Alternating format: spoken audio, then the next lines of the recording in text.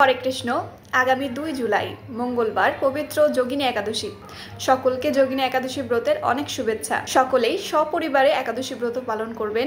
একাদশীর দিন পঞ্চরবি শস্য বর্জন করে যথাসম্ভব দান করে এবং হরিনাম কীর্তন করে দিনটিকে খুব ভালো মতো উদযাপন করবেন। চলুন এখন যোগিনী একাদশী ব্রতের মাহাত্ম্যটি জেনে নেই। যোগিনী একাদশী মাহাত্ম্য। ব্রহ্মবৈবর্ত পুরাণে আষাঢ় মাসের কৃষ্ণপক্ষের একাদশী ব্রত মাহাত্ম্য যুধিষ্ঠির শ্রীকৃষ্ণ সংবাদ রূপে বর্ণিত আছে। যুধিষ্ঠির বললেন, হে বাসুদেব, আষাঢ় মাসের কৃষ্ণপক্ষী একাদশী মাহাত্ম্য কৃপাপূর্বক আমাকে বলুন।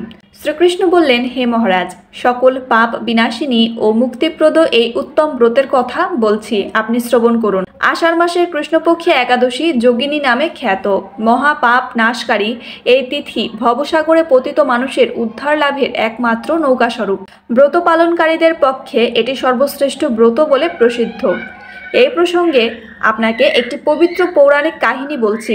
অলকানগরে শিবভক্ত পরায়ণ কুবের নামে এক রাজা ছিল। তিনি প্রত্যহ শিব পূজা করতেন। তার হেমমালী নামে একজন মালী ছিল। প্রতিদিন শিব পূজার জন্য মানস সরোবর থেকে সে ফুল তুলে যক্ষরাজ কুবেরকে দিত।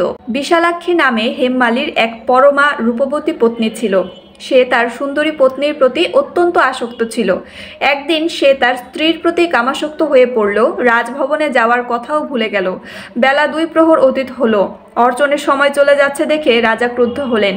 মালির বিলম্বের কারণ অনুসন্ধানে এক দূত প্রেরণ করলেন। দূত এসে রাজাকে বলল, সে গৃহে স্ত্রীর সাথে আনন্দে মত্ত। দূতের কথা শুনে কুবের অত্যন্ত রেগে তখনই মালিকে তার সামনে হাজির করতে আদেশ দিল। এদিকে মালি কুবেরের পূজার সময় অতিবাহিত হয়েছে বুঝতে পেরে অত্যন্ত ভয় পেল।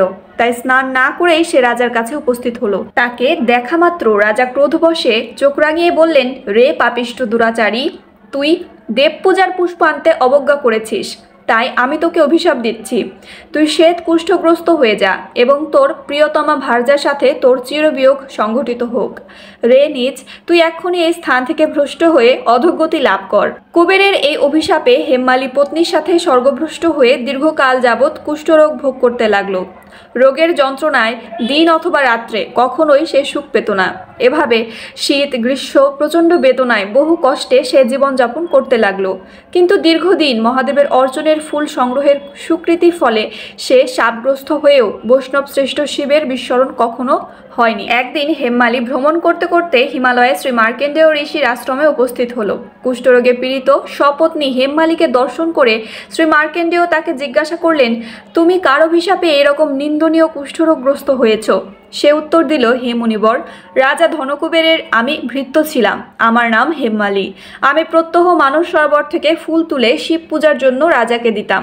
কিন্তু দুর্ভাগ্যক্রমে একদিন স্ত্রীর মনোরঞ্জন হেতু কামাসক্ত হওয়ায় সেই ফুল দিতে বিলম্ব হয়। রাজার অভিশাপে এইরকম দুর্দশাগ্রস্ত হয়েছি। পরোপকারী সাধুগণের স্বাভাবিক কর্ম। হে ঋষি শ্রেষ্ঠ, আমি অত্যন্ত অপরাধী, কৃপা করে আমার প্রতি প্রসন্ন হন। তখন দয়ার্দ্র চিত্তে মার্কেন্ডেয় মুনি বললেন, হে মালী, তোমার মঙ্গলের জন্য শুভ ফল প্রদানকারী এক ব্রতের উপদেশ করছি। তুমি আষাঢ় মাসের কৃষ্ণপক্ষের যোগিনী নামক একাদশী ব্রত পালন করো। এই ব্রতের পুণ্য প্রভাবে তুমি অবশ্যই কুষ্ঠব্যাধির থেকে মুক্ত হবে।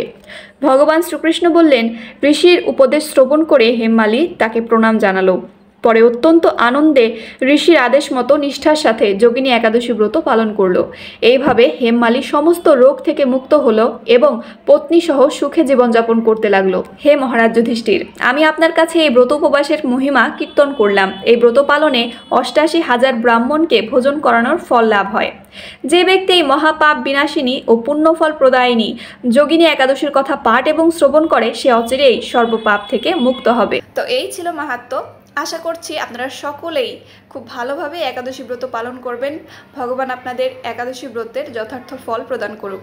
যোগিনী একাদশীর পালনের সময় 3রা জুলাই ভোর 5টা 21 থেকে 7টা 42-এর মধ্যে। হরে কৃষ্ণ, রাধে রাধে।